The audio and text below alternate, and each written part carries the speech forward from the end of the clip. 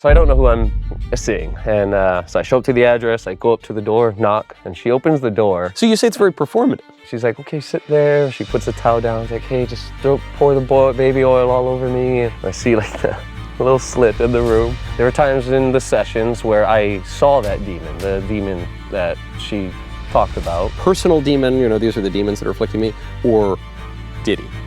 Yeah, Diddy. You actually did this stuff.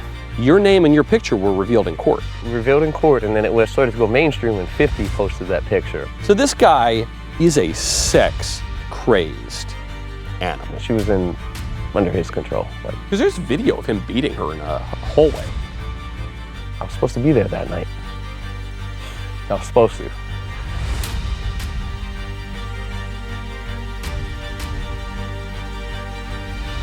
P. Diddy has gotten off the hook for the worst charges that he faced pertaining to his freak-offs and weird sex parties over decades.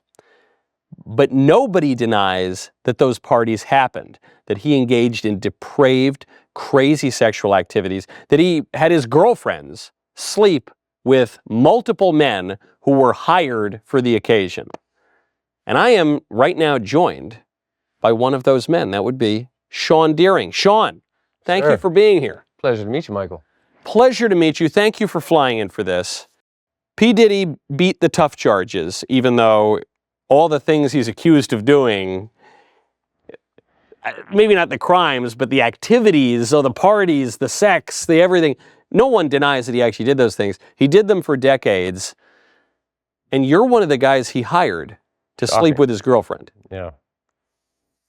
How'd you get into that? I lived in LA. Prior to that, you know, I'm born and raised in Hawaii, and I was figuring out where am I headed with life. Tried college, 3.5 years, didn't exactly find my way, and after that, decided to join the workforce. And one thing I realized, I love serving. So I started out serving restaurants and such, and it was kind of like a rolling ball effect. I just tried to make the most of it. So from there, I was working in Southern California for a bit, and a friend of mine helped open up a valet venture in Vegas. Okay.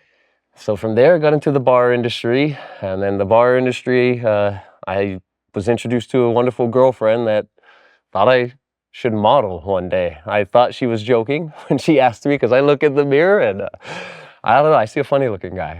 You're a good looking guy. Look at. I think, you know, I thought she was joking with me. So she challenged me to model. She said she knew photographers and stuff, and I said, babe, if you think I can model, I'm gonna give it my all. Like Mr. William Hung is a lifelong idol of mine. You know, the she bangs. You know, I remember watching that. And that guy lit me up. And one thing he said is, everything I do, I give it my best. And so I'm kind of that way. You know, that kind of stuck with me. And I just tried to give everything I had in modeling, and then that led to a profile on Model Mayhem. You remember Model Mayhem? I've heard the name of it. It's sort of I think it's like the old school MySpace style of the model industry. Okay, yeah, Go in, put your profile on. There was Explore Talent, Model Mayhem. I remember there were these go make it big in show business kind of websites. Yeah, kind of the beginning of the pipeline, I guess you would say. And so my girlfriend had me put my profile on there, and so I do, and I thought it was I'm gonna go. I'm gonna give it my best, and I tried. I put it on there, and then a few months later, get a message from Mr. Garen James, who is the guy who owns the company Cowboys for Angels. I thought it was a joke. I thought it was spam. I thought somebody wanted me to send them more pictures and be like, hey, I'm interested in you. So I showed my girlfriend, and I was like, hey, look, this guy's messaging me. And her and I had come across some of his episodes of that Showtime show Gigolo in the past. Hold on. So I'm not totally familiar with Cowboys for Angels or the Gigolo show. What this agency is it sounds like it's a Gigolo agency. Yes. Well, the proper term would be the escort service. Well, not the terminology slipping me, but it's it's prostitution. In nicer words. Yeah. We're using some softer verbiage, but yes, in a sense. But on that same note, I did go on dates where sex wasn't involved. It was a compensation for our time. So that's the idea behind it, is that the women are compensating us for our time. Whatever happens between adults is between two consenting adults. So people hear that and they say, well, that sounds like legal Jargon, yeah. CYA kind of stuff. But you're saying no. You join this agency, and sometimes a woman would just hire you to go to dinner or something. There was one woman I went on 4 dates with, and we never had sexual encounters. There were times at the end of the dates, it would start to wrap up, and she would inquire on having more hours, but she's like, "I'm gonna get in trouble. You gotta go." And I'm like, "The choice is yours. All right, I'll have a wonderful night." And so it was just, you let the lady take the lead in this. Okay, hold on. So your girlfriend says you should be a model. You start being a model. Then this guy says, "Hey, do you want to be a escort?" He messaged me on the site, and I thought it was a joke. So you show your girlfriend. What does your girlfriend say? And we were together at the time, and I was like, well, I'm not going to indulge in this. I was showing her. I was like, look at this spam. Like, can you believe this guy? It's not him, but you can tell he's messaging me on this site. And then about a year later, we ended up breaking up. And she was a very wonderful woman, wise, and just had a good head on her. And as we were breaking up, it was a cordial breakup. She was like, remember that guy? You need money. You need you need a new path. You should probably message that guy. And I'm one, I didn't think I'd ever want to be an escort. I didn't think I would jump into this. I am a man of God. I love and serve God, but I've also sinned. Now, at the time, before you accept the offer from the escort agency, would you have called yourself a Christian and said you believed in God? You would have. Oh yeah. Even if the man asked me, I would have told him I love and serve God. We're not even at the Diddy part, and this is pretty wild. So you're dating this girl. She's the one who gets you into modeling. Yes. Then you say, hey, this gigolo guy just wants to work with me, and you don't do anything with it. Then as you're breaking up, this girl sounds like a horrible influence. Says be a model, and then, hey, by the way, you should go be a gigolo now that we're broken up. It was one that you could look at it how you choose, but she saw something in me and challenged me, and I'm one, if there's a challenge or if someone thinks I can do something, I didn't see how possibly personally degrading it could be, on the outskirts. What were you, okay, then what, at the time, you're viewing this in this very positive way, you say it's a challenge, I could do it, it's kind of like modeling. Yeah. So if you didn't think, and I've heard this from multiple people, you didn't think it was going to be so degrading, when you're getting into it. What did you think it was going to be? I wanted to, the fact that I could spend time with someone. I'm very much a people person. I love people, and then with my first girlfriend that I had out of high school, I was in a 4-year relationship with her. Another amazing, beautiful woman, but I realized I didn't listen, right? And so I realized, I'm spending time with these women, and I love listening. I do like hearing them, and as a young man, sex is fun, even though I understand it is sinning. So was that part of it, though, when you're signing up? Because, look, I could get it. How old were you at this sex point? Part of it? It wasn't, about 24. So you're 24. So part of that is, you're a 24-year-old guy, you say, hold on, wait a second. I'm going to get paid to sleep with women? What's the catch? Exactly. And so you're thinking that a little bit, too? Not necessarily as an incentive, but just it was when I got the message from Garen, I just was shocked, right? I was shocked. I was like, oh, snap, he messages me back. And he's like, I'm going to be in Vegas in 2 days. Can we sit down and have a conversation? And so I was back in LA at the time, so I'd boogied over to Vegas, and I don't think I stayed with my ex-girlfriend. I forget where I stayed. But I'd stayed over, had a quick meeting with him, and I was shocked. And so I just let the ball roll. I was like, he messaged me back, I went with it, and then about a week later, he put me on his team. How many people were on the team? At that time, probably about 12 to 15, but I think there's a lot more now, because I saw... So this is still an operation? Yes, yeah. So, okay, and it's grown. So then at the time, you go out, you're interested in this opportunity, and you've got 3 potential motivations. One is helping the women. You want to talk and listen to the women. One is sex, and one is money. If you had to rank them, How would you rank those three motivations? The first one, I like people. It was mostly the people. You want to help people, you want to talk to people, you want to listen to the women. Okay, so you sign up for the company. Then what? About a week later, he calls me. He's like, all right, got our first date. I told her you're a little experienced, so go in, own it, be here this date, this time. And so it was just show up. And that's, in that setting there in LA, many people have the fake it till you make it mentality. And so I could see that, you know, I was like, I had to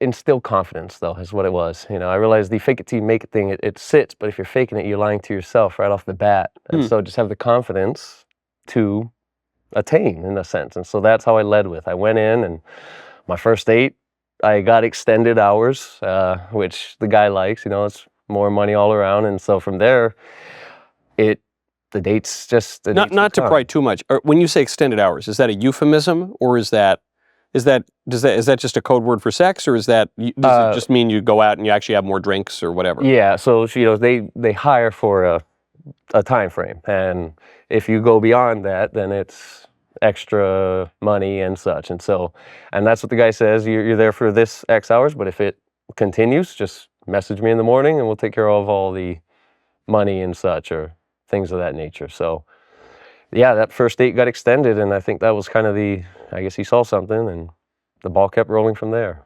I wasn't a, 10 dates a month guy. It was, max 3 to 4, and then sometimes I go 2 to 3 months without. Okay, not to pry too much, and you don't have to answer this if you don't want to, but that first date, this is your introduction to this industry. Yeah.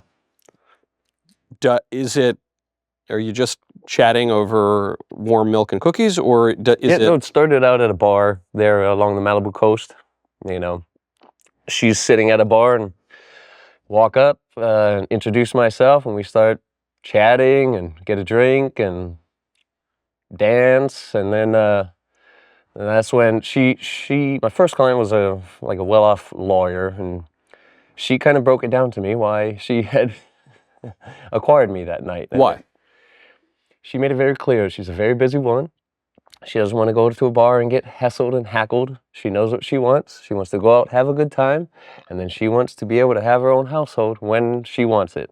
And so I could see it's like she wanted to be appreciated, but not heckled or hassled.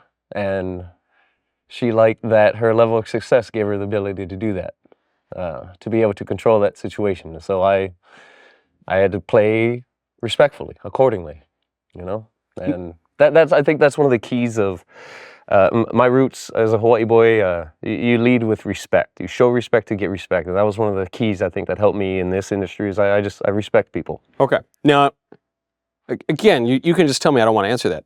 Did you sleep with her or not? Yes. You did. Okay. Okay. That was a different time in your life, and obviously you've gotten out of it. But that's the reason I'm asking that is. Now, all of a sudden, after this first date, after this first job, you now know, okay, hold on. This ain't just modeling anymore. I'm now in the sex industry. How did that warp, warp your perception of yourself, or no? I mean, I didn't see it that way. I mean, obviously it is. It's clear as day. I can deny it all, but it is that. I could see how to, that voice inside, if I'm not doing it, someone else will. And I truly do appreciate this woman, and I don't want her to be treated or felt like she's only being used for her money, in a sense. So that was kind of in my soul, was like, that was one of those things why helped me to be able to do it, and not feel. So you're saying, in your mind, you're saying, I'm not just doing this for the money. Yeah, that it's one, it was a challenge, like, I never thought that would happen. I never wanted that door to open, but opportunity came and I jumped on it, or I owned it. As it were. Literally. But now forgive my ignorance of this. In my mind, a male gigolo, it was kind of like Playgirl. No, guys buy Playboy, and guys buy Playgirl, right? In my mind, it was either straight guys hiring women or gay guys hiring men. I did not think that women would actually hire a male prostitute. or a gigolo or an escort or whatever the term is. It was women, though. Yeah, yeah, about 90% of the clients are women, and then a few others were the males. Husbands hired me for their partner, their wife. It happened. It wasn't very prevalent, but it happened. Yeah, quite a few times, and it's one of those that, yeah, it learned a lot. I learned a lot. How old are these women? The oldest was about 45, and the other one, about one was in their late 20s. Some of them were beautiful couples that were. It's like they wanted to be able to be honest with each other, and they thought they had to bring an outside source in order to break the thresholds of their comfort with each other. So they would say things like they wanted to do like a sex act or something they thought was freaky, and they were too scared to say it to their loved one because they didn't want them to be like, "Oh, I don't want to do that. That's gross."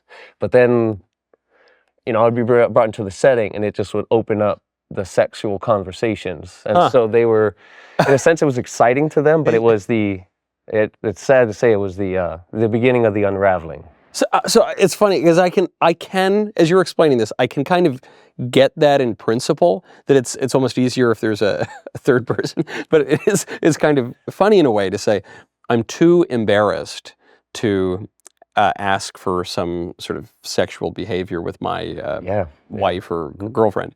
So instead, I'm going to propose bringing in a male escort. That's somehow less odd, or. And I could see too sometimes many times it was the man, because they wanted to indulge in their sexual fantasies. They wanted, he wanted his wife to have fun with another woman, and so this was somewhat of the, I guess, balancing factor.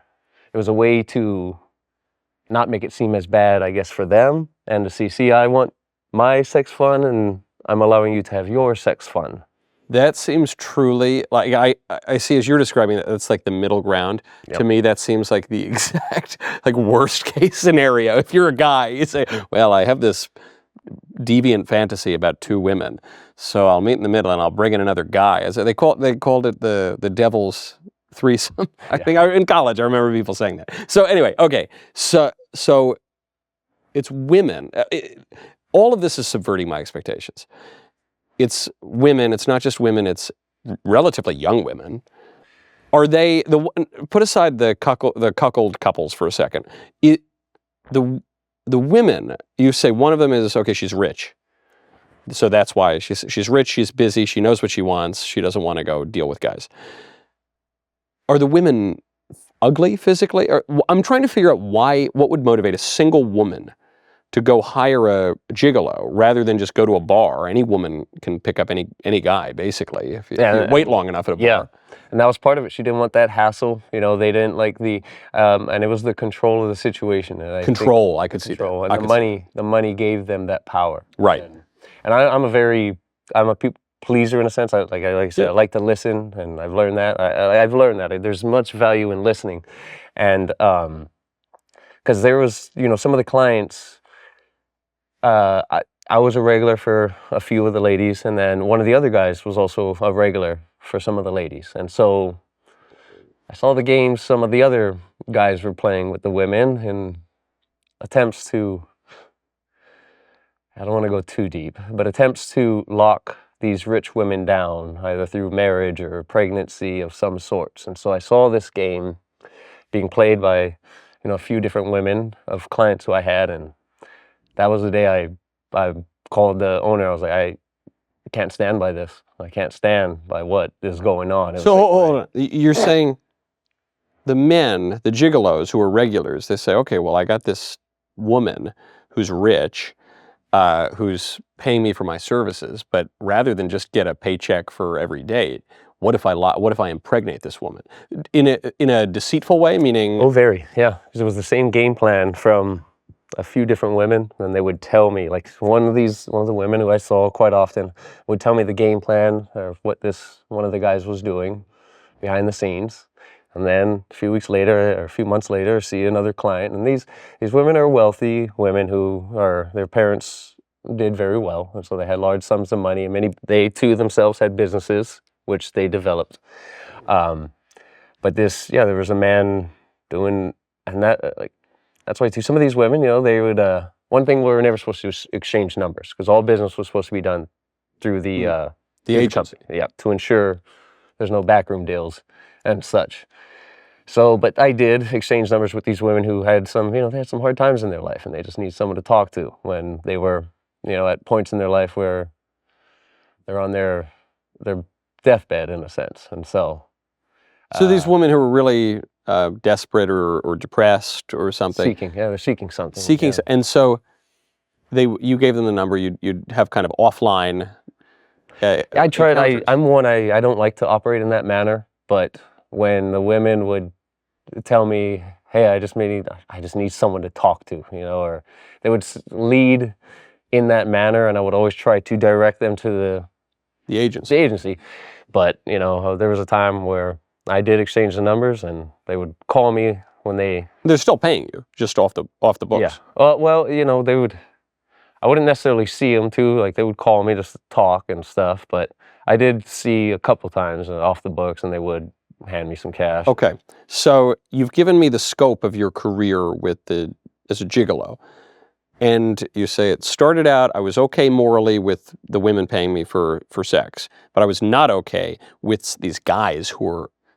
It's crazy to think. Yeah. You hear about women, pretending they're on a contraceptive drug and they're not, and it's to lock a man down. Mm-hmm. You never think of it in the other way. The man is going to try to impregnate the rich woman, but you say, okay, that part was too immoral, and that's when I got out. But there was this thing in the middle that you alluded to, which pertains to the big news story. You said there are these guys who would hire you to sleep with their wives or girlfriends. Yes, sir. Yeah. And one of those guys is P. Diddy. Yep. And when that night came, I worked private parties, bartended, served at studios and places all around Los Angeles and stuff. And so that night, one night, was doing, it was a pretty boring event, only wine and about 13 guests at a gentleman's house at the Hills. And I kind of got all the guests their wines and stuff, and I'm sort of standing there, and the reception's real in and out, and I see my phone kind of blinking, and I'm like, oh crap, so I look at it, it says, Garen James, missed call. And when he calls, it's just one of those like, okay, this is the real deal. This is your boss, you got to pick time. Up. So I told the guy, hey Andy, I got to go make a phone call real quick, and it's one of those scenes from back in the Verizon days. I went to the side of the house, and I'm like hitting call, and it's like, no bars. Call failed. Yeah. So I'm on the side of the house and there's trash cans. I'm like, go through. And I see it, like, okay, it goes through, and I'm holding it, and I'm like almost up on a trash can. It finally goes through to Garen James, and then he's all like, hey, you available? I was like, I could be. And he's like, okay, we got A-listers. Are you available to be here this time? And I'm like, I will be. And so that's how that played out. I went in, I told the guy, I think his name was Andy. I was like, hey Andy, I got a family emergency. I gotta head out. Then I'll leave all the wines out and stuff. He's like, all right, thank you very much. And that was a real easy gig. And so this is the most Hollywood story I've ever heard. You're already at a party in the Hollywood Hills. You get a call, and he's a bartender. You get a call to do a sex job for A-listers at another Hollywood party. You give an excuse to the first guy, and now you're driving over to P. Diddy's house. LA Fitness first. I had to shower out. Didn't want to go stinky, so I had to get clean. Had to go do a quick stop, and I'm in my little Ford Focus. Little beeper bopper works well there in LA because you can fit in all these parking spots. I think it was the Beverly Hills Hotel. Okay. Either there or her condo was the first one, but pull up and. This is where, so I don't know who I'm seeing. And so I show up to the address, I go up to the door, knock, and she opens the door. This is Puff Daddy's girlfriend. This is Cassie. And I didn't know, I didn't put two and two together, and she opens the door. She was stunningly beautiful, just had a presence, and I almost, and she said, hi, come on in, all right, hey, starts telling me the situation, and I'm like walking behind her, and I know how to handle myself in a sense. I've been around beautiful people, but she had a presence, and I was like, so you're hired to do a job, but instantly you're enamored of this woman. It was weird. Like there's you could. I mean, it's like you could feel her spirit in Hawaii. You you vibe off people. And I didn't really know that was a thing till I got older and stuff. And I realized, like, man, you can vibe off people. You can feel the energy and stuff. And so, like, she melted me. That was the energy at first. Just melted me, her stunning beauty, and just the kindest person you could imagine. Like, just the sweetest.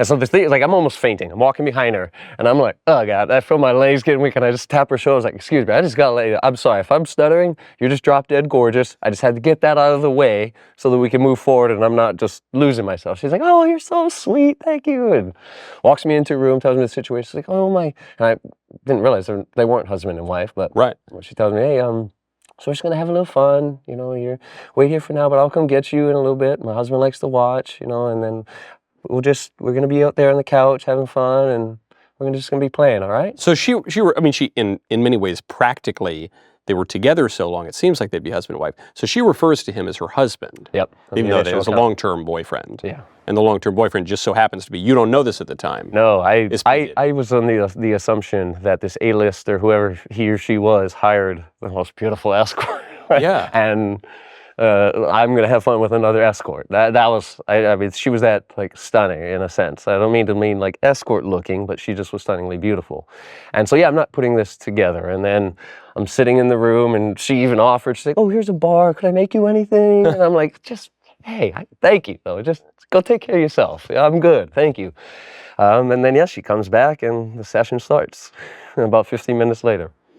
So when you say the session starts, you mean you guys do the thing that married couples do?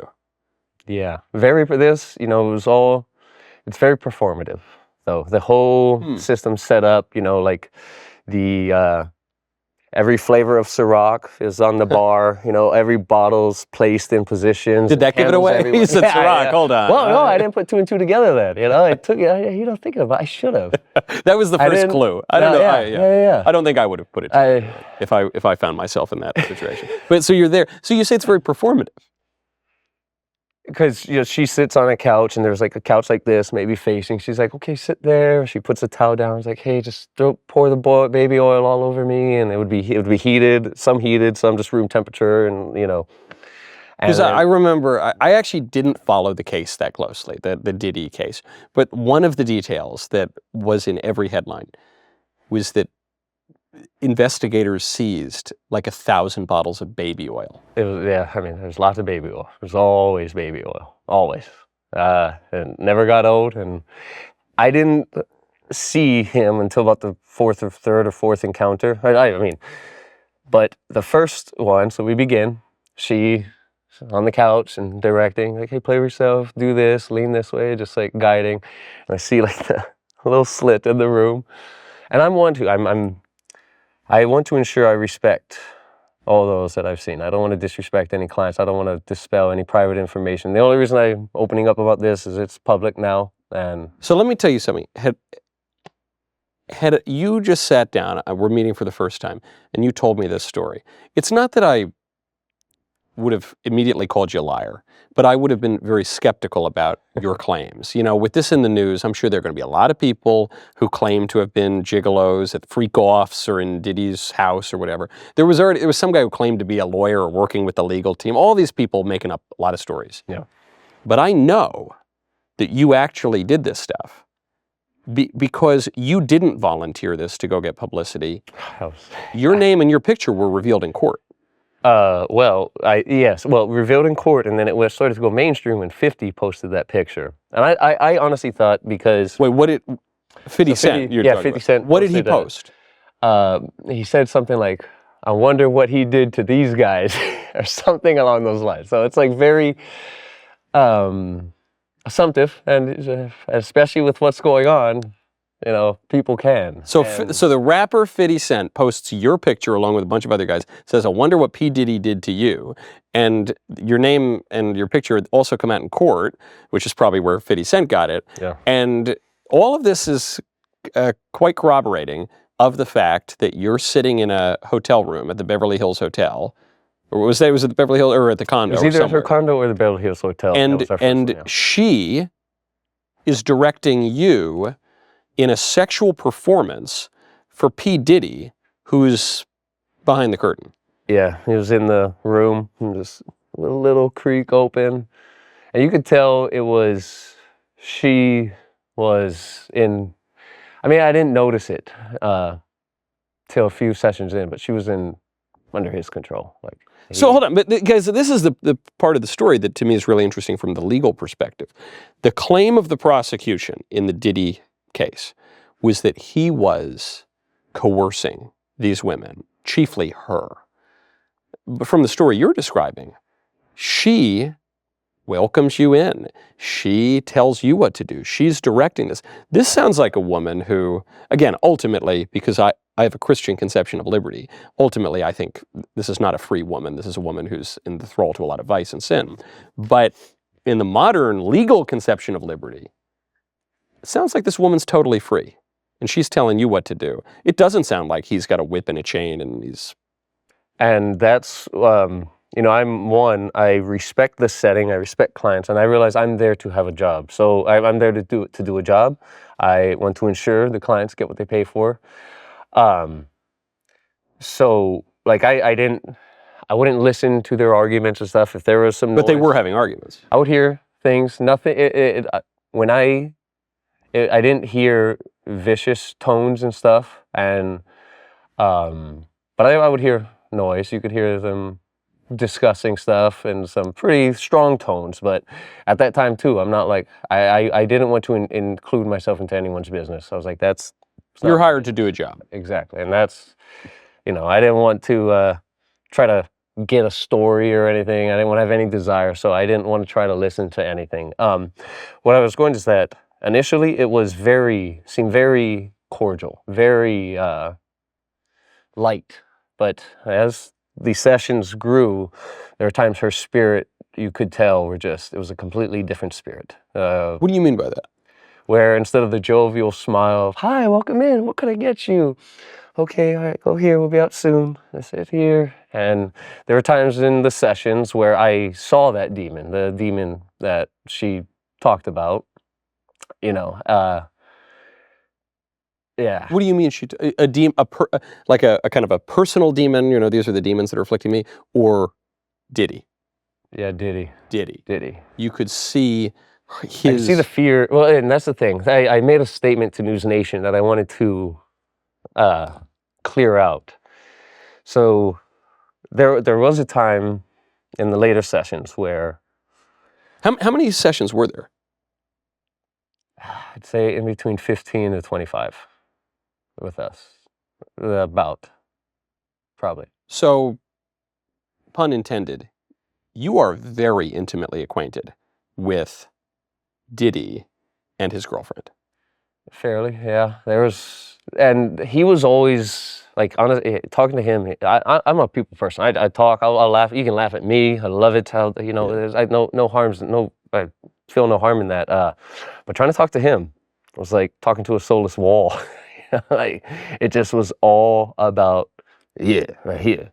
All about the sex. Oh, yeah. Like, just, like, there was one time, that's how the conversations were. Like, him and I we were on a bed, separated, but laying near the top, and she was at the base performing. He's like, "Hey man, why ain't more men doing this? Why ain't more guys doing this stuff?" And I come to realize, like, he knew the agency and he knows more men are doing this. And I just responded, tried to respond pretty quickly, and I was like, "Oh, men will want to own, so men will want your woman, and it creates jealousy and stuff." So that was... When he says, "Why aren't more men doing this?" does he mean, why aren't more men doing what I'm doing?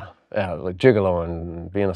More men doing what you're doing. Yes. Right. Yeah. Why aren't more men? Because it seems, for like a teenage boy, maybe it seems like, I get paid to have sex with women. Why aren't more dudes doing this? And your answer is because men want ownership. They want They want a woman of their own. They don't want to...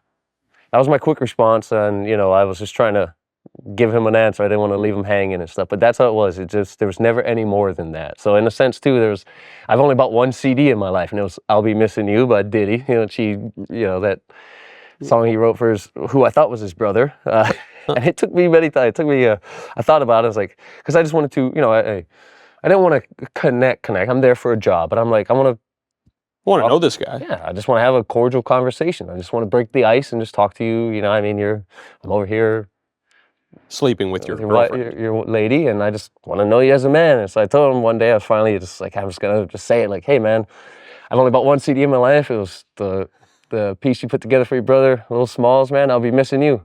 And I thought that would be like, oh, he could talk about his brother, and I could talk about my brother, and we could like start to relate that way. His response was, that's what's up. Yeah. I'm just like, cool, man. All right. All right. And then right back to work. Yeah. So this guy, from the picture you're painting and the courts have painted, and from like video footage, I guess, is a sex crazed animal. Is that overstating it? I would say that's fair. That's definitely fair from my own personal experience. This is like, yeah, it's like he had and it was the power too, you know, I could tell it was the power that turned him on as well. It wasn't just the naked bodies touching and stuff. It was the power he had. This maybe is a dumb question, but there are going to be a lot of people asking, and this is my confusion too. If you're a guy and you have a pretty girlfriend, you should get married, I guess, and have kids and have a big family and a good life. But even short of that, it seems to me you'd want to just sleep with your girlfriend a lot because she's really hot. Why would you want some other guy to sleep with your girlfriend, and why would you pay for it? That, you know, I don't know the exact answer to that one because I'm like you. I want my one. You're the guy in this situation, and you don't know the answer. I have no idea. I don't understand why that's. I don't. You know, I think it's the deception. It's one of the devil's greatest tools. That like you think you're satisfied, but you want more. You know, you just want more. Like this was fun, but you could have more. And if you don't have something to steer you in line to be like, no, that's a sin. You don't need that. Your flesh will, you know, indulge. As mine did. So basically, you're the rich rapper. You have a hot girlfriend. You've done that thing 10 billion times, and now because it's not ordered towards something. It's not. You just need more titillation. And that's what I think it is. Yeah. Okay. Like that's my assumption as to, you know, like you hear the audio of what may have happened behind closed doors with Diddy and some rappers, you know, and then some of them aren't as famous as they were before those moments that they had with Diddy. And I think it's my assumption. It's a power thing. Right, because hold on, the thing you're alluding to, which I think is public, we're not exactly revealing private sins here. Diddy's like half a gay guy. It seems like he's doing weird stuff with guys and making guys do weird stuff with him. That's the thing. I want to make it very clear. He never touched me.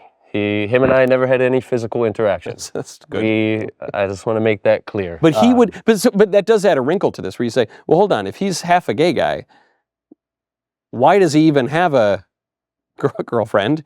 And because he's just a pervert, basically, is it right? Yeah. Many other men that I've talked to, like Cassie, is one of the most beautiful women. You could. Like she's a very gorgeous, beautiful woman, and I think Diddy, you know, he had that, and he wants to be above everyone else. So that was kind of his satisfaction. It's like her beauty is great, but I own it, and you want it, but I own it. So this is one. So there's a few times where I got to see that side of the Diddy, where it was all about power, and her and I can have no interaction without him there. If he, because there was a moment we're doing, you know, we're naked and on a couch, and Diddy kind of gets up and walks, and she just kind of pauses and then just sits like this, and I kind of lean back on the couch, and then I just kind of, hey, you know, I forget what the topic I tried to bring up. I was like, hey, you know, what happened yesterday, or blah blah blah, just something off the top. Catch those Yankees. Just something just to have to break the ice in a sense. And she just goes, not till he comes back. Just, nope, no, wait till he comes back. And just like straight. And so that's when I was made a statement on News Nation.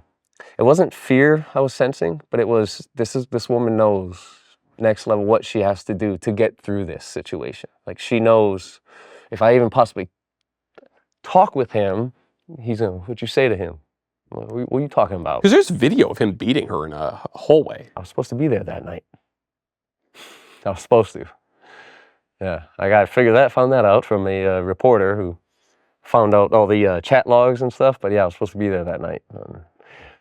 Yeah, it would have been, I don't know what would have happened. But that's how I like to see it. It's like I'm the guy, I don't never start a fight, but I would like to bring it down. I would like to try to tone it down. Yeah. And, you know, I like to try to bring peace and civility. So you were supposed to be there the night Diddy's filmed beating his girlfriend. And you're wondering, rather than say, man, I'm so glad I wasn't there that night, you're thinking, man, had I been there, maybe that wouldn't have happened. I like to think there's a chance that I could have hopefully brought the spirit down. I don't know. Like that's maybe just trying to, maybe I'm talking a little too tall here, but it's like, that's kind of been my thing, is I have a vibe, I guess, you know, and I don't mind getting punched in the head. If it could bring some peace and civility, I will fight back and try to defend myself, but at the same time, I don't know, I would try to bear hug him if I saw him beating her up. I don't know what would have happened, but I would have tried to quell the situation. If not, you know, yeah, I probably would have had to talk with the guy and be like, man, Garen, and be like, nah, I don't stand for this. Because I absolutely would not stand for that action. So do not stand for a man putting his hands on a woman. Of course. I would tell you, I hope not. But take me back to this moment on the couch. P. Diddy leaves the room. You guys were doing whatever you were doing. He leaves the room, stops. She turns away. You try to talk to her. She says, we're not even supposed to talk. She just goes into her own head. At this moment, before that, I could see how you could tell yourself, well, hey, it's all just fun. This is what they want to do, and I'm just part of what they want to do, and I'm just here to serve the client, keep the customer satisfied. Exactly. At this moment, does it dawn on you, hey, maybe she doesn't want to be doing this? Maybe not in those exact terms, but it was like a whoa, follow her lead. You know, like, oh shit, this is okay. She's telling me something. When they asked on News Nation, did you sense fear? And I said no, I didn't sense fear, but it was because I was in the presence of a survivor. Not just a survivor, but my mom helped me correlate these thoughts of not a victim, but she's a survivor. That's what she was. She was not a victim there, but she was a survivor, and she knew that to get through this situation and possibly not get a beat down, she couldn't talk without. So why didn't she leave? Why did she tried to leave that night in the hotel, and then he drags her. She was on video, she was at the elevator, and he catches her right before the elevator and drags her back and kicks her and hits her and beats her. He's just a complete animal, a savage. But in that moment, he leaves. She could have run away. No, maybe not. Maybe she's got some psychological damage. The arms of, this is where too, I'm a simple man. Like I said, I'm a Hawaii boy. I look at things very simply. I know things are very complicated, but when you break things down simply, it helps me to understand them. Why didn't she leave? The arms of whatever system Diddy has are much bigger than any we can perceive, that we know of. And I say this because Diddy one time, and this is after a great session. So there's a few moments where I realized, like, I understood my place in a sense. So one time Diddy, so every time I go, I have to turn off the phone, hand it to him first thing, hand him the phone. They take the phone every session. At the end of the night, hands the phone in the cash, and he comes up to me, and this was like, it was nothing. This was like seemed like very cordial. No, like everything went smooth, and he's handing me my phone and stuff. He's like, hey man, you know I know everyone's grandma and shit, right? And where they live? And I'm just like, yeah, we're good. And he's like, all right. So it's one of those, I just had to look at, I didn't want to be like, what? He tells said, me, I know where everyone's grandma. He said, you know I know where everybody and their grandma lives, right? And then I just had to, I had to think. I had to pause. I didn't want to be like, I know people too. Like, no. I know where your grandma is, Diddy. I know where you live. I didn't want to play none of that game. So I just had to I absorbed it and I realized, oh, I know what he's saying. He's threatening you. In a sense, yeah, saying it without saying it. And he's like, all right. And I just had to look. I'm like, yeah, we're good. We're good, man. And so he's like, all right. Hands me my phone. So I was just like, so he knows that what he's doing is bad. He knows that it's degenerate, would be damaging to his reputation, even his reputation. Well, and I got another story to back that up. So, one time, I at that time especially, I was fascinated by Cassie, and so I would bring her gifts. I had a duffel bag. I had a duffel bag with gifts and outfits or whatever, to... we didn't really go too deep into it, but... Gifts like just for her or for the performance? Just for her? Just for her. How much are they paying you? Those are my highest paying clients. They paid well. I can imagine. They paid pretty well. I'm not a wise spender, so I would take a portion of what they paid me and I would go buy her gifts. That's very nice, very generous. But I had a duffel bag with some outfits and a couple gifts and stuff. I had my watch. So I put my bag down on a counter, and like the setting was somewhat like this, but it was more of like a counter against the wall with some drawers and stuff. I put my bag on the side and I had a G-Shock and I put it on the table. And we go through the whole night, the whole session, and get everything done, put my watch up, go to the door, and we're wrapping up. And he's all, that watch, that one of those, and this is what, like 5, 6, 7 or 8 years ago? Yeah. If not more. It's like, yeah, hey, that watch there, that one of them with them cameras in it? And I was like, and then I was like, my mind spans, I was like, oh yeah, I was on the counter. I was like, oh snap, I must have been facing out. And I'm guessing he saw that, so I'm like, this? Oh no, it's a G-Shock. I was like, oh, no, dude, you know what? No, it doesn't. Here, you guys take it. He's like, oh no, we're good. No need, as long as you don't got a camera. And I'm like, we're good, man. I was like, you know what? The guilty man flees when none pursueth. So you left the watch? Yeah, I dumped it. I was like, you know what, man? I don't want there to be any suspicion. I was like, yeah, you know what, dude? And so I was like, nah, man, like right here. And I was like, nope. I just dropped it in the trash. And I was just like, it's not worth it. It's a $50 watch. I don't want. No, G-Shock's a nice watch. I love them. Yeah. But he obviously was paranoid, as he should be. That line it's a great line of scripture. The guilty flee when none pursueth. You're all, if you're doing bad stuff, first of all, everyone knows someone's watching. Yes. Someone up there's watching. Yep. And so you all of a sudden you think, does my coworker know? Does my wife know the thing that I just did? I don't think you threaten, I'm going to go kill your grandma if it's just, people might write mean things about me online. And I'm assuming he thought I would turn around and write a book or something, to expose, but I'm not that guy. Like even like when this all happened, my phone starts blowing up, going into the trial.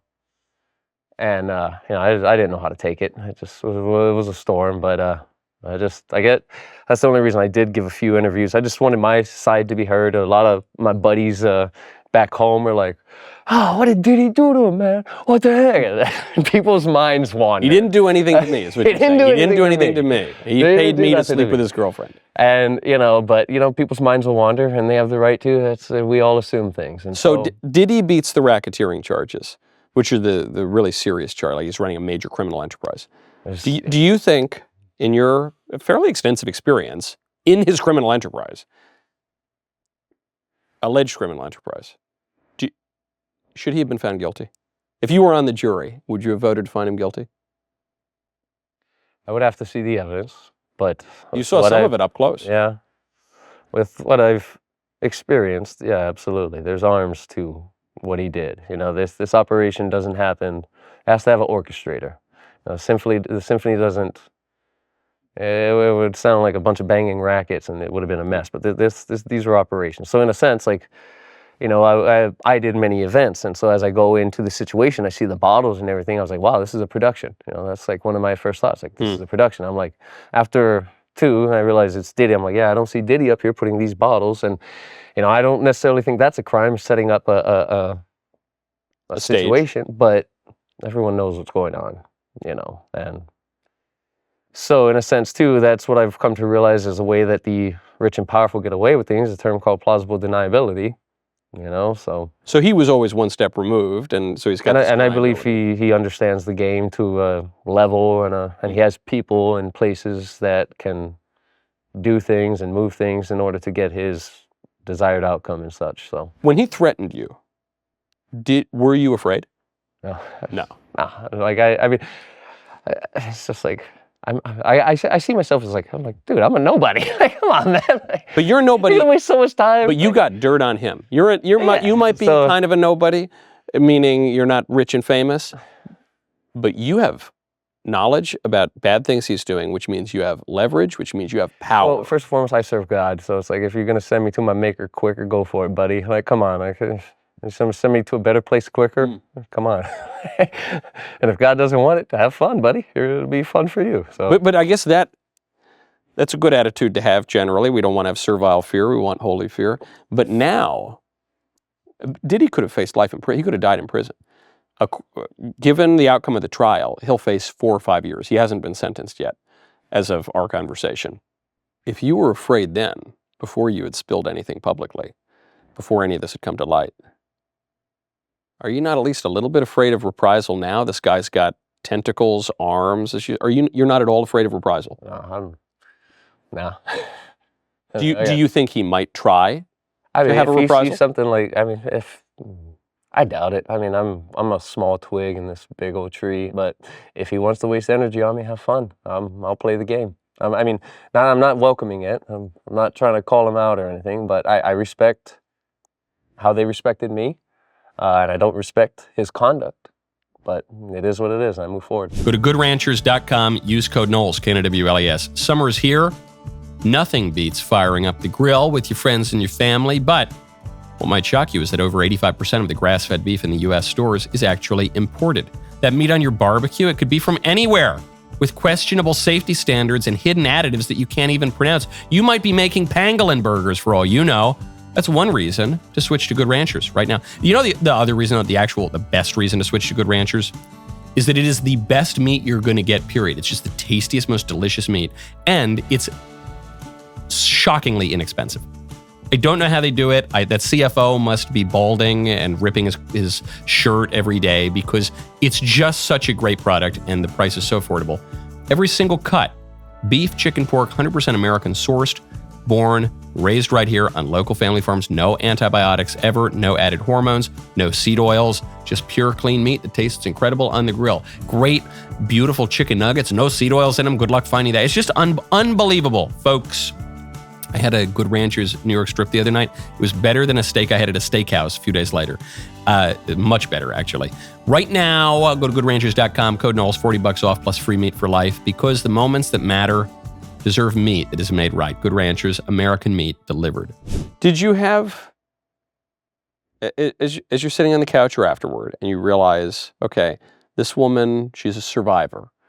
You say she's not afraid, and she's not a victim, but she's a survivor, which means she's surviving some bad experience, which means if she's sensible at all, she's got some fear of more bad experiences, and she's been victimized at some point such that she could survive.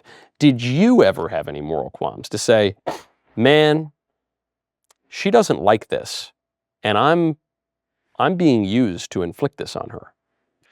I struggled. I didn't see it like that in perspective. I didn't see. I guess just my passion to serve. I just was blinded by the situation. I'm here to serve. I'm going to do my duty. Serve the client. In this case, the clients did. And it did take me, I guess I wouldn't say a few years, but it took me to, to step out of that situation in a sense, like I guess call it breaking out of the matrix for me to see it for what it was. Because, so there's other situations too where like my mindset, I couldn't see it for the evil it was, especially being, obviously, I don't want to think I'm that evil. I'm doing these. Is that why? Because look, we've all done it. Whenever I've been terrible, and well, we're all sinners, but I've been worse than at other times, in my life. And in the moment, you don't see it as clearly as you do in retrospect. Because what? Because you don't. You say, well, I can't be the bad guy. And for me, it was, I like to please. I like to serve. If I'm not doing it, like some other wicked douchebag might come in and service these ladies, but it's not in the same spiritual context. Like, I give I wouldn't say give my soul, but I do give my heart to those times. I listen fully, and so my thought was, well, if I'm not going to see them, some other guys will, and they're not going to give them, the desire. I'm going to give it my all. Like, if you're going to engage in an exploitative act, or if you're going to be subjected to an exploitative act, better it be with me than with some bad guy. Yeah, that was somewhat I guess how I made it okay in my own mind. And I guess the attention too kind of made me blind to it. The fact that the fact that people would pay for my image, I'm like, this world's crazy. Right, When I started modeling, then women would pay me for my time. I'm like, these ladies are even crazier, but I must be doing something right. And if I can, obviously I'm getting paid for it, but if I can serve someone and put a smile on someone's face, I'll do it. And even though now that I respect how degrading it is, my conversation with those women that maybe want to spend time with me, the conversation would be different. I would try to lead it in different directions, and I would not sleep with them. Right. I'm not that guy anymore. But I do want to have heart-to-hearts and right. Because that seems to be the thread. The through line of all of this is you want to please people, and even as you say, these women want this service, and you say, well, I want to give it to them, even if it's not good for them. There was one time I remember I was out with a buddy. We were at a cigar bar late at night, having a smoke, having some drinks. We go out, and a bum on the street comes up and he says, hey, can you give me money? And I said, what do you want the money for? Food? Food. I said, don't lie to me. You're not going to use this money to get food. And he was like, no, you're right. I'm going to use this money to get a drink. Uh-huh. And I said, okay, well, I can't give it to you. And he says, why not? You've been drinking. Yeah. I was like, I have been drinking. But drinking's not that bad for me. I don't need to drink. It doesn't make my life worse. But drinking would be bad for you because it would make your life worse. And I don't want to participate in making your life worse. And that was how we left it. And he was cool. He was fine with it.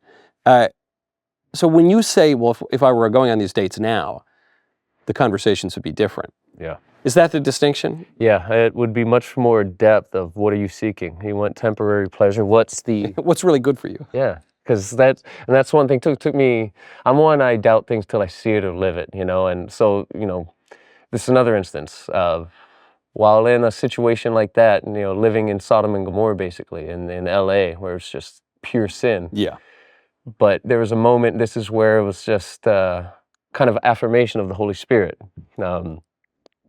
Again, on a couch doing our thing, and Diddy kind of walked around in the kitchen, so he was present this time, and she kind of sits back, and she's like, I don't know, it's just something about you. There's like an energy or spirit just about you. I don't know, it's different, but I don't know, I like it, and it's pretty awesome. And I just was like, what?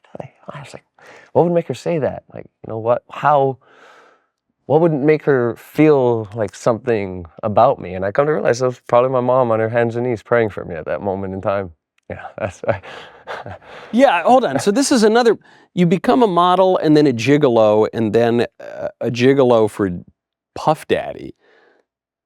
Does your family know about this? No, I didn't tell anyone. No way. No, it's not one. I didn't bash, like no one I worked with knew. I don't think, I think I had kind of made a side reference. I never talk straight up because I respect my clients and I don't. Because you pointed off camera because you met my producer Ben Davies doing good friend catering jobs. Catering jobs back in the day. So but you weren't telling people that you were doing this. I never dated girls at my work, and I didn't talk about this. No, this was I didn't find necessarily. I wasn't proud of it necessarily, but I appreciated serving women and making decent money. I was able to survive there in LA. I wasn't a wise investor, which I should have been, but I was able to just, get by decently and yeah. And you didn't expect to be brought up by prosecutors in a major criminal case years later. Yeah, and that's the thing too. I just got blasted. It was on a Monday, just get blasted by every outlet, CNN, NBC, and I realized because the People article had come out, there's a guy, he's actually this guy, I don't like media personnel. I do not like the media because in my job, I realized too, like I was that fly on the wall, I'd be serving behind places, and then you hear people talk about like people in the media. It's like it doesn't matter what the hell the truth is. It just matters what make the peasants believe. You just got to make your truth their truth. I hear these things like, huh? I'm sorry, my brain. I forget where I was going. Keep going with that. So because you're working, as you say, you're only working the gigolo jobs a handful of days per month. That's not, you have other days, you're working other jobs, you're catering.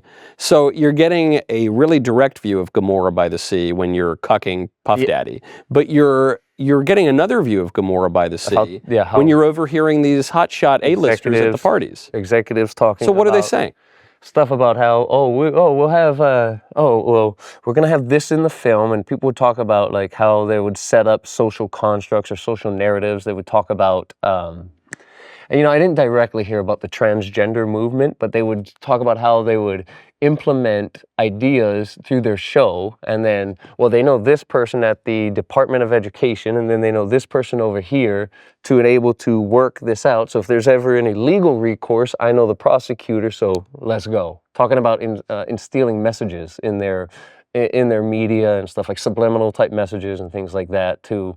And this is the thing too, at the time I'm a fly on the wall, and I'm like, I'm hearing this, but I'm thinking, no, people aren't that stupid. Like, and then this is at the time where, algorithms blowing up and people are doing everything algorithm based. And even as I'm hearing them say this behind closed doors, my soul is thinking, oh, people aren't that stupid. People can think for themselves. And then you see things like the Tide Pod Challenge come out on Snapchat and things like this, where, That was when Zoomers were eating Tide Pods, right? That was okay. And it's, you hear, and there was a party that I had worked on. It was on the Hermosa Beach Pier, and it was somewhere in the early days. I think it had been around a few years now, 1 or 2. And so it was a pretty awesome party there on the pier.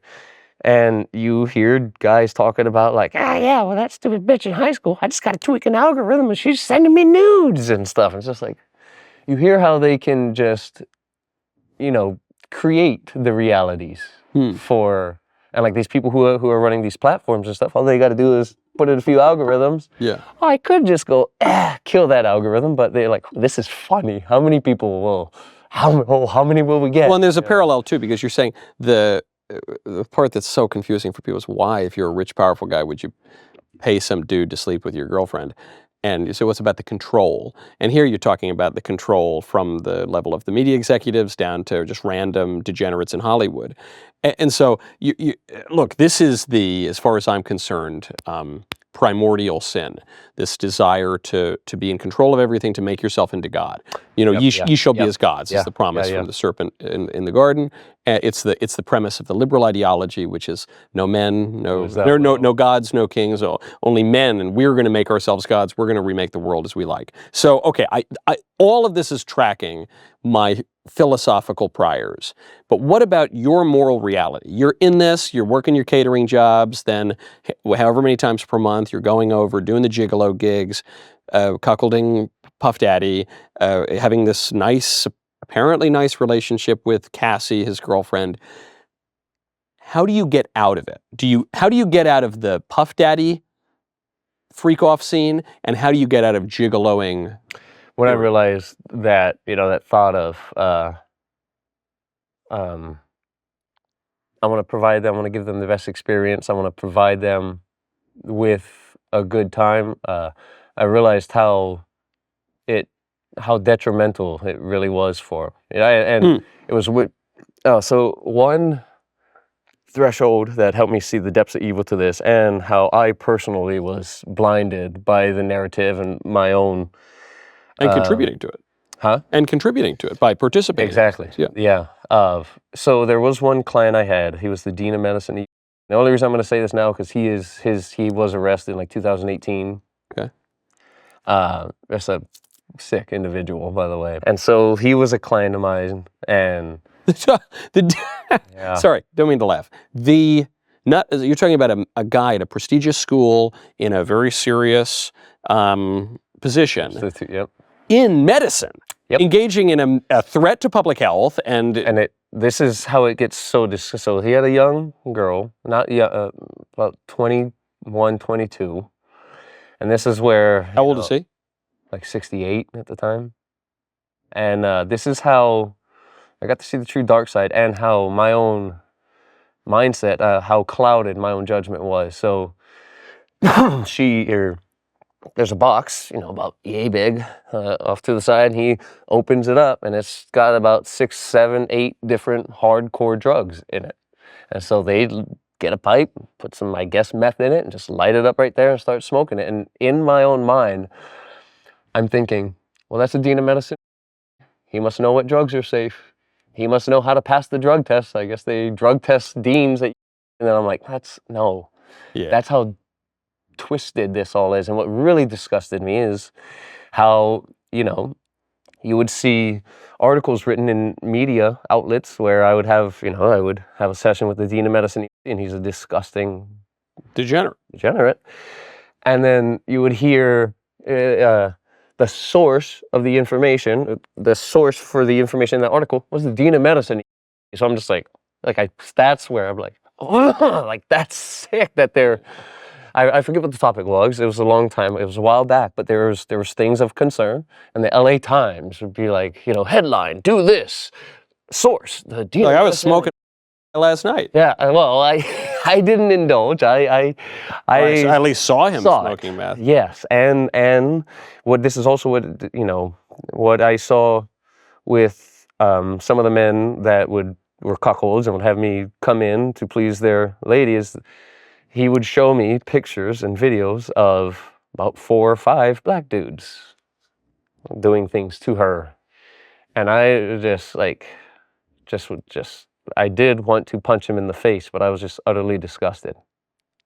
Yeah, that's how degrading. Yeah, he's a sick man. At the same time? Well, she went to use the bathroom, and he was, oh yeah, look what we were doing last week, and he's just showing me the videos of 4 dudes going to work on her. And there was a moment where he walked out, and he wasn't as controlling as Diddy, but he walked out, and she's sitting next to me, and my soul, I was just my soul felt it. It was one of those, I just wow. And so I didn't know what to ask, but I just looked at her, I was like, hey, are you okay with all this? You okay with all this? And she was like, well, my mom's a drug addict, I'm a drug addict, so I get to do this and have fun? Yeah, I'm for it. And I was just like, oh. He put the hooks in, and he's gonna keep. Because there you have an admission that it's not even just that you get a girl who's psychologically messed up, but you get a girl who's a drug addict. He's exploiting a girl who's a drug addict to feed his own degenerate sexual vices. Yep. That is sick stuff, man. That is, because we were talking earlier about different conceptions of freedom. That girl is not free. I mean, and from the outside looking in, people would be like, you get to live in a mansion with this rich man and you've done nothing? Yeah, she's like, lack of better, she's a complete slave to the drug, him and the drugs, and she's an absolute slave in that situation. Because she doesn't get her drugs, she turns in, who knows what she turns into, but he's got them. So do what I say. So what, the minute you say these degens who are some of whom have, Puff Daddy's super rich, super famous, very powerful. But then this other guy, it's almost worse because he's got this really white-collar, mainstream, supposedly respectable job. Not that I respect university administrators all that much. I'm a little skeptical of them generally, but should be a very respectable job. And they're engaging in this gross stuff. Are they porn addicts? Are they... What led them to? My assumption is they're godless, and so they they are. I'm sorry to cut you off, and I want to hear your point on this. I just mean at a very direct level. How would you even get the idea to invite 4 dudes over to abuse your girlfriend? Is it mimetic? Did he see it? Is he a porn addict? I don't know. I'm not asking you to. I'm assuming porn was the gateway, the ultimate gateway. I don't know exactly, but it's one of those it's a degeneracy. I don't know. I can't comprehend. It's just something I can't fathom, that level of degeneracy. So you make the very good point with that. Obviously godlessness. And because I love people. I could never do something so degrading to another individual. And why? Because God says, do unto others as you would have done unto you. And I can see these guys, they don't get this type of, no one dictates what they do in this sort of way. So in the sense, like you said earlier, they're their own God. And so this is how the only way they've, it's a slippery slope that never ends if you serve Satan. That slippery slope only goes straight down. It's going to go deeper and get a lot hotter. In fact, John Milton in Paradise Lost says, in the mouth of Satan, he says, the mind is its own place. It can make a hell of heaven and heaven a hell. Better to reign in hell than to serve in heaven, which is why I say this is the idea. This is at the heart of the ideology of liberalism, but really it goes back to the original sin. So you see these guys in your mind. You're saying, I'm a Christian. I believe in God. I'm spiritual. I'm feeling vibes of souls and stuff.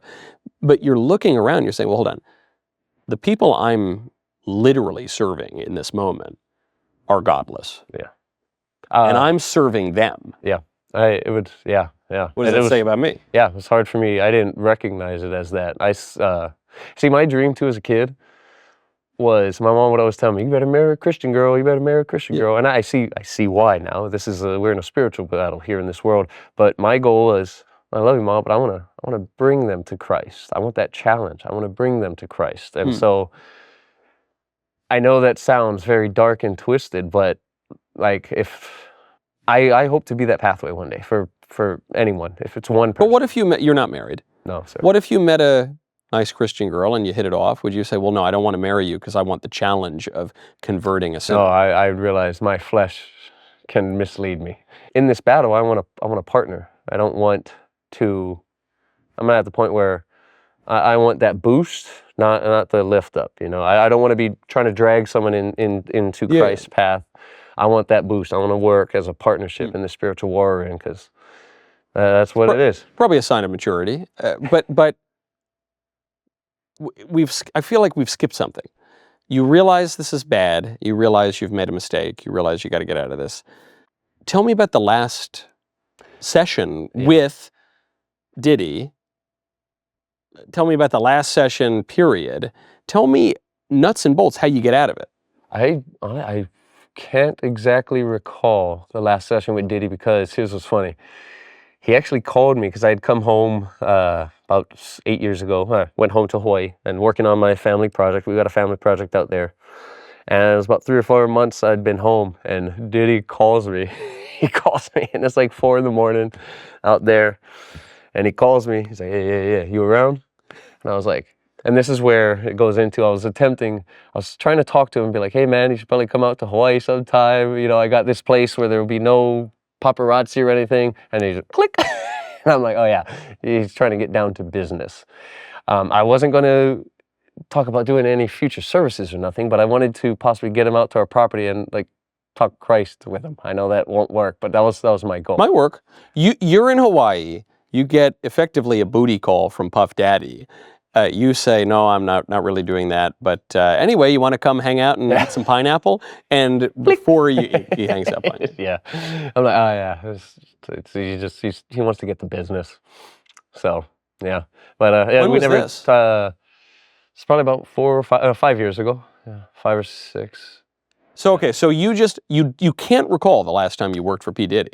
It was, the sessions were, it was like moments like that when he would tell me, hey, my grandma, I know people, or, that watch. It was moments like that stuck, but it had become a process in a sense. So I don't remember like the last one, because I'm not like a numbers guy. I have no idea. Did you quit, or did they just stop calling? Because I had realized that this business operation was much darker than I thought. And I had a conversation with Garen about, and this, I don't want to go too deep into it, but one of the actions of one of the other gigolos was very dirty, dark. Like he was trying to plant his seeds into rich women, and I could see the game plan of what he was trying to do in a sense, of impregnate these women, then divorce them, and just to screw them. And so I saw this. And to get money? To get money. Yeah, okay. To get money for himself. And this guy was a demon. This guy was a disgusting dude.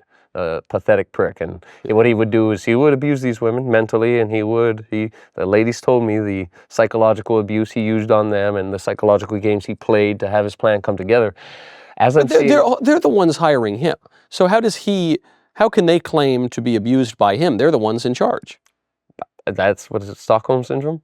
In a sense, like that's all I can contribute it to, but it's where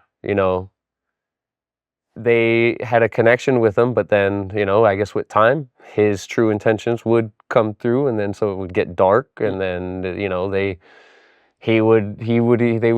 ladies would tell me that he would tell them, hey, you have to see me. Like, I'm coming. Like, you better be ready because I'm coming. And so they'd be like, all right, like, okay. And I guess it was a sense of submission, and they just... The sense of submission, like they were into it? Sorta, no, I guess in a way too. Like even this guy was twisted and distorted, and I'm kind of just I'm the opposite. Like I love to serve. I'll do anything for you. You want me to go get this? I'll do that. Well, he was like, I own you, and you're gonna do this for me. I'm assuming, and those are the stories he told. So this actually, okay, this starts to make sense, and it helps to make sense of the Cassie P. Diddy situation too, which is, you could say, in this situation, the woman could say, I want a man to be really mean to me. That's what I'm paying for. I want that. I do see how that was, and it's one of those things, getting into it, I never thought that a woman would want that. I thought women want to be treated like queens, princesses, but there is a side that, like, some women do like to be choked. Some women do like to get, they like to know the man's in control. But this is what St. Paul talks about. When St. Paul says, the things I want to do, I don't do, and the things that I don't want to do, I do. That to a modern liberal person doesn't make any sense, because you do the things you want to do and you don't do the things that you don't want to do. But that's not how human nature works. There are parts of us that are concupiscent, that just want to sin, that want some guy to beat him up, or want some for the guys want to do some gross thing with a woman. And the lower part of you can want that, whereas the higher part of you can know, I don't really want that. Mm-hmm. So how do you reconcile those things? And so I guess that was kind of what pushed me out the door, is when I realized that this was much darker and wasn't as friendly to the women as I thought. And the relationship that the owner of the company and these ladies had, when I had informed him of some of the actions of one of his men and how of this company I thought it was, and just outright unchivalrous he was. Yeah, and there were things that this could destroy the company, because what he's doing, if these women hire a good lawyer and play this out, this all could come back around. So I was trying to inform him, like, hey, you got to get rid of this guy, because here's what's going on. His response was, it's business. This isn't your business. This is none of your business, and this is business. And then he was like, did you guys exchange numbers? And I was like, yeah, we did. Because there were times she was on her, she wasn't doing so well, and she reached out to me, and I had a conversation with her. And I was like, I'll give you back any money you want, and I'll pay you whatever you want, because she did, we did communicate. He was like, no, we're good, we're done. I was like, all right, I'm done. I ain't gonna play this game. Once I realized that that's when I realized, like, it was for the company, it's a business, it's money. So whatever we got to do to show up more. Even if you got to degrade these women, put them down, it doesn't matter, more business. I wasn't for that. Right, because you would hope that at some point the owner of the agency and the workers would say, well, people aren't commodities to be bought and sold. Exactly. People are people. But it also sheds light on the freak-offs, because I can totally understand in principle how the freak-off started. Because it's like any party. It's like the Garden of Earthly Delights. It's like, it starts out, wouldn't this be fun if we all, hey, let's all have a drink. That's fun, right? Having a drink is fun. Well, you know what's more fun than one drink is two drinks. And you know what's more fun than two drinks? By the way, that part's true. Two drinks is more fun than one drink. And then you know what's more fun than two drinks? 10 drinks. That part's not true. Actually, 10 drinks is less fun than two drinks. But okay. And you know what's fun? What if we had a bunch of our girlfriends here? That could be fun. And what if we had like multiple girlfriends here? Well, hold on. That sounds like it's more fun. I mean, 99 problems, and it's sometimes sometimes more money is more problems too. I'm learning all these lessons from rappers. But all of a sudden, you can very easily see how what started out as like more, fun, becomes hideous, tedious, and painful, nauseating, just gross. And that's exactly, not necessarily exact, but that portrays my journey in that industry. It's like, in the beginning, I'm able to provide a service for these ladies. They get what they want, in a sense. They get the time spent with a man without the hassle. Hey, win-win. But as it got more into it, and more times I spent with Diddy and Cassie, it's like it devolved into, you could just feel in a sense, the spirit darken and the mood, and it was a lot more orchestrated rather than flow. It was much more dictated than in the early days. So the early performances were more improvised, you're saying?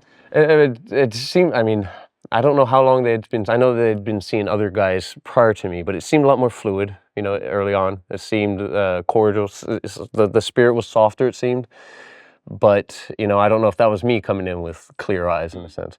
Obviously, we've been talking about the male escort world. Is it different for female escorts? Is the experience different? The approach, the business? Do you even know? Would you even know that, since obviously you've only been on one side of it?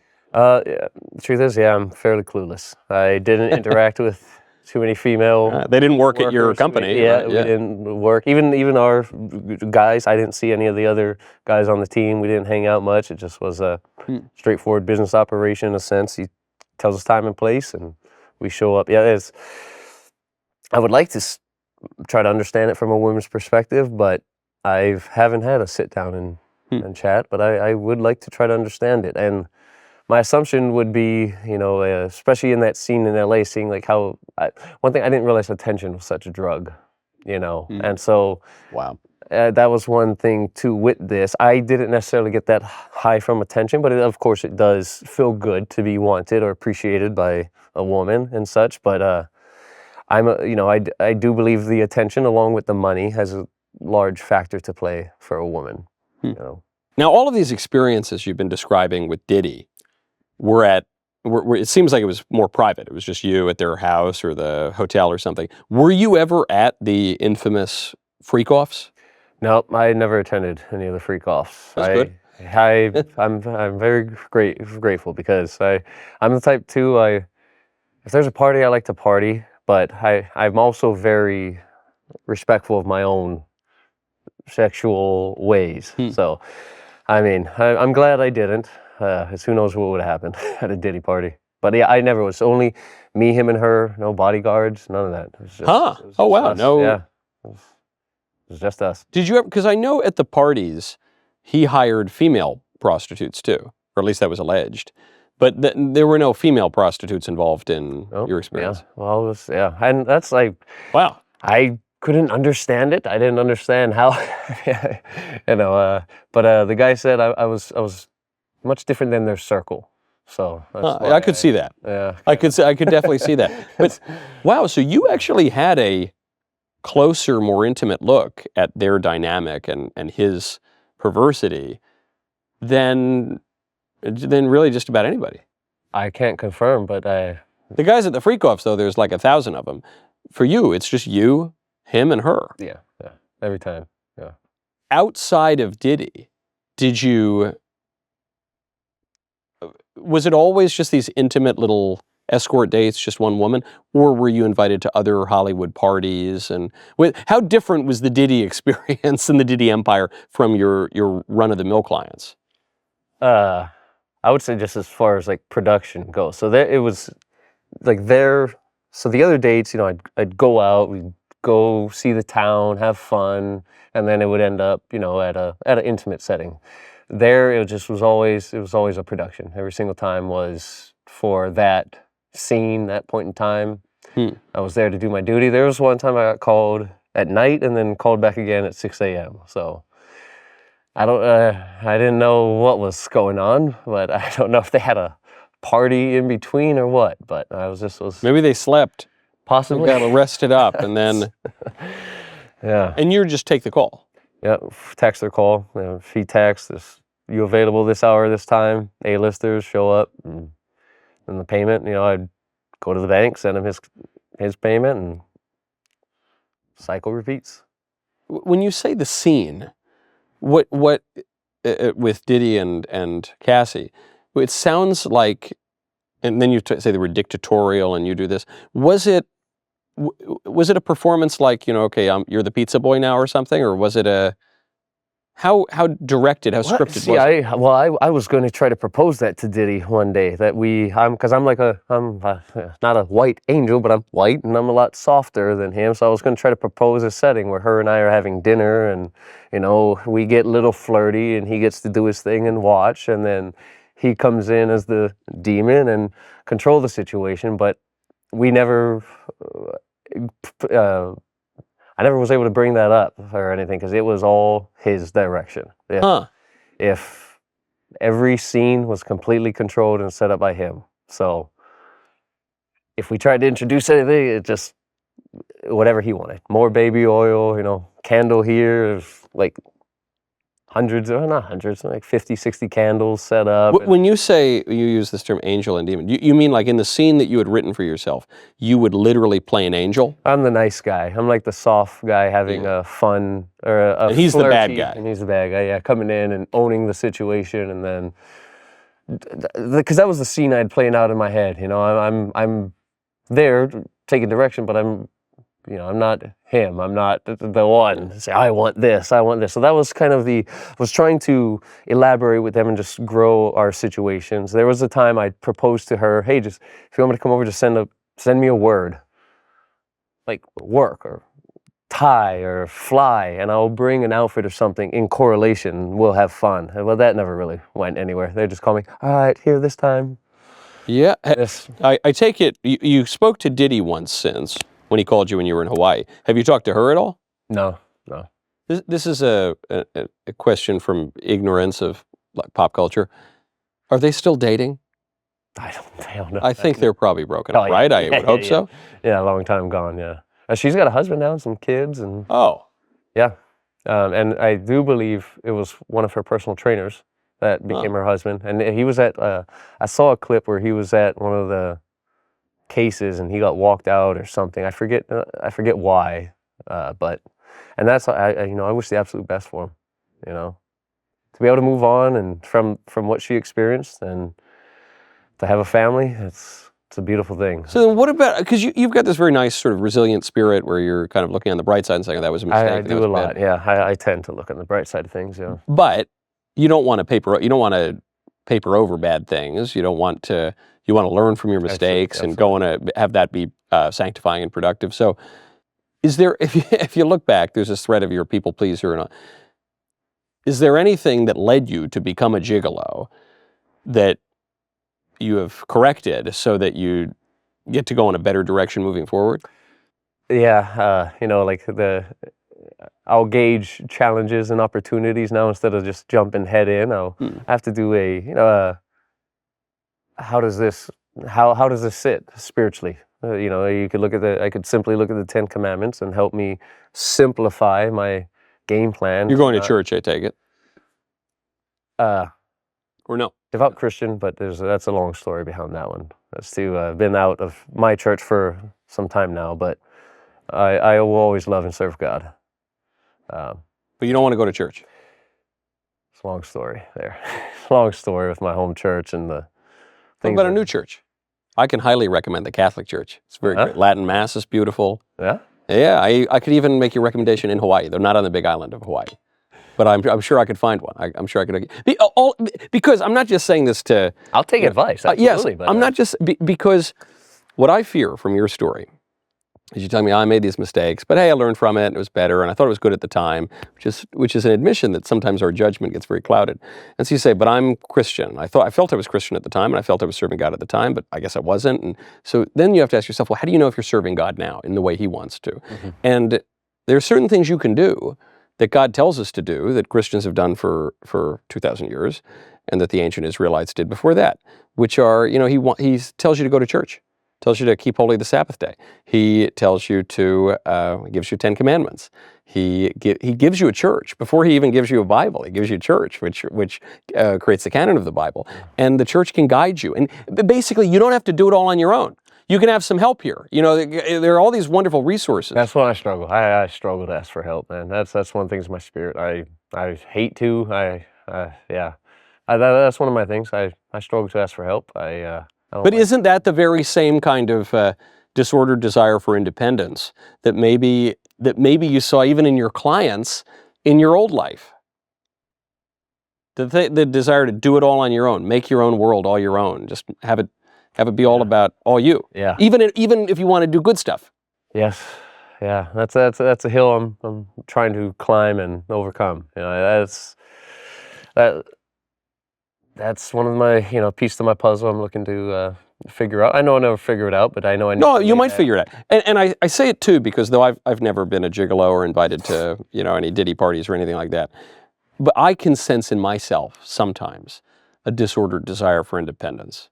look, I work in politics and media. There's a desire to control things, do it your way, get your will done.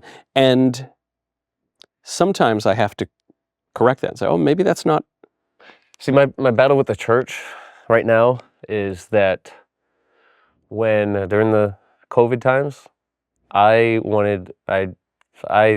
thought it was, I did not like closing the doors. I wanted I wanted to move in faith. I wanted to be a shining light for those. When fear hits you, we can lean on our faith. Oh, yeah. And how I was hoping if it was just my pastor, I wanted to be up there with him. If everyone was afraid to come in, let's open the doors for all who are willing. And how I saw it is like, if it's part of our plan to die, God's in control of that. We're not in control of that. And then so see too, like from what I had seen in my experience with the media, the doctor, the dean of medicine, I saw that these narratives are used to control us. Yeah. Like, like did a little digging on, why do we have such a, in the early days of COVID going into it, why was there such a scare for toilet paper?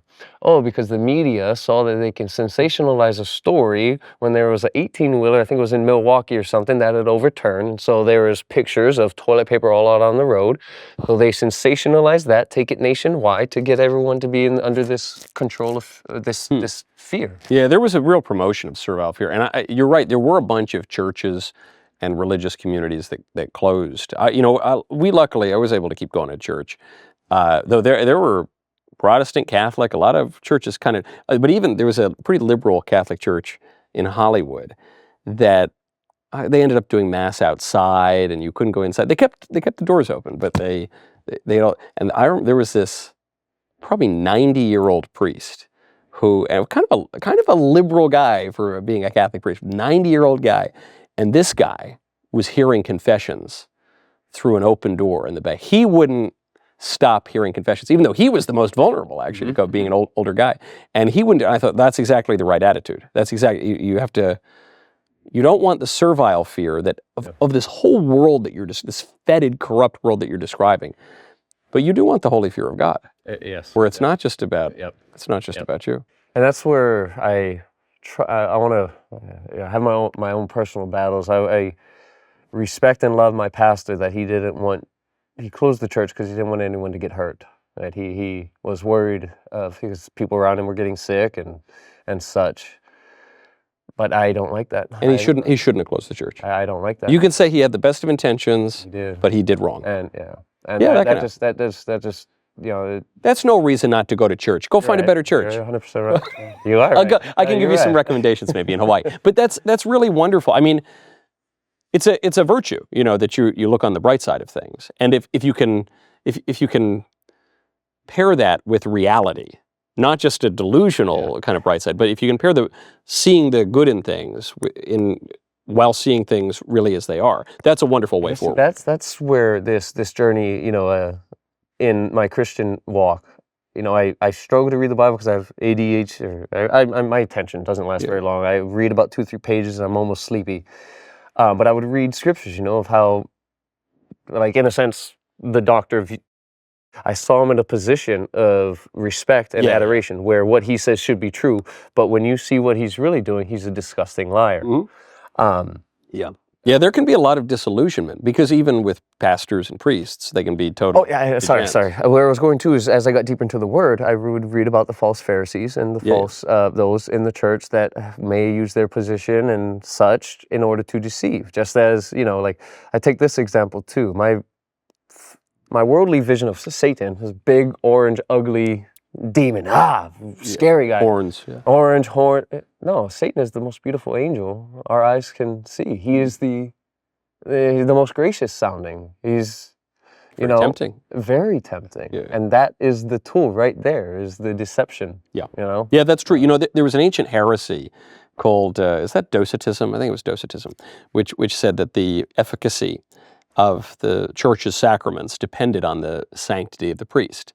So if the priest were a bad guy, if you got baptized by a bad guy, well, maybe your baptism isn't valid. And happily, that was rejected as heresy, because God is bigger than the men who run the church. Exactly, So you could be baptized by some total degenerate who's who's maybe hiring guys like you used to be, but God's sacraments still work. Yep, and God, and that's where I struggle. Is I know that God knows the true intentions of the heart and such. I don't, and so in those situations where I may assume, because there are times where people at our church were telling us to wear masks and do these things, and I saw that as that's the mark of the beast. Yeah, yeah. We just don't you don't see it. Like, how can you not see it? It's not The like you're mask not. thing, It doesn't. You're not getting 666 on your forehead, but you are succumbing to the fears of nonsensical if you're doing fears. something that's totally irrational, that's not actually helping public health, it's just a fear symbol, then yeah, you're probably right about that. I also want to correct myself.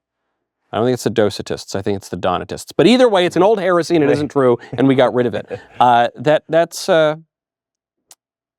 That's good to. It's good to It's good that even in the depths of your sin, Yeah. you were recognizing God is still there. But of course, then you gotta do something about it as you're doing. Action instead of just talk about it and say it. Yeah, I got to get to action. And this is why this is one of the reasons I haven't been to my church in so many years, that I don't want to go in and turn tables, but because you don't have to. You don't need to be in control. Maybe just go to a different church. Yeah. At least at first. Yeah. Maybe you can go back to your old church, but you don't need to save the world. God already saved it. That's a key. Christ right already there. saved the world. Yeah, that's key right there. It's like many times, like, I always want what's best, but like I can't make every situation best. You can cooperate with God's grace.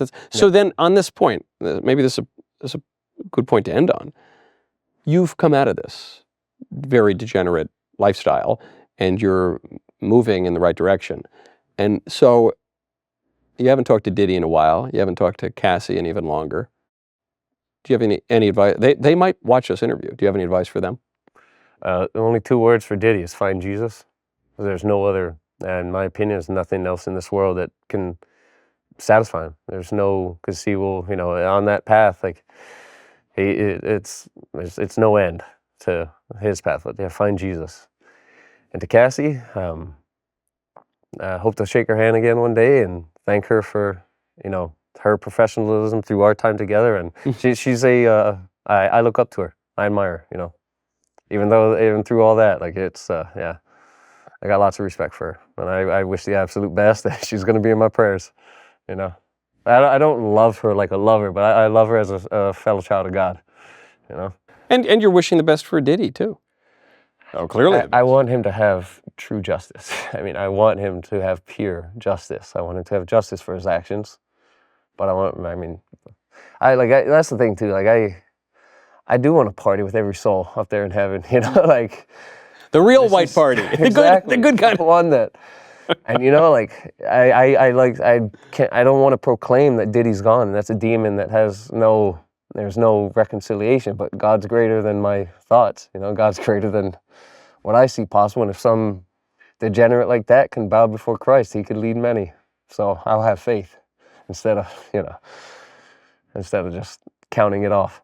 But absolutely, I want him to have the purest form of justice, times 10. I'm an eye for an eye kind of guy. You do something to others, you deserve that upon yourself, plus much worse.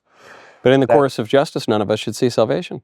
So you're hoping for his salvation too. Yeah, and with salvation, he's the true order of justice. So, Shawn, thank you very much. It's been a pleasure, Michael. Thank you.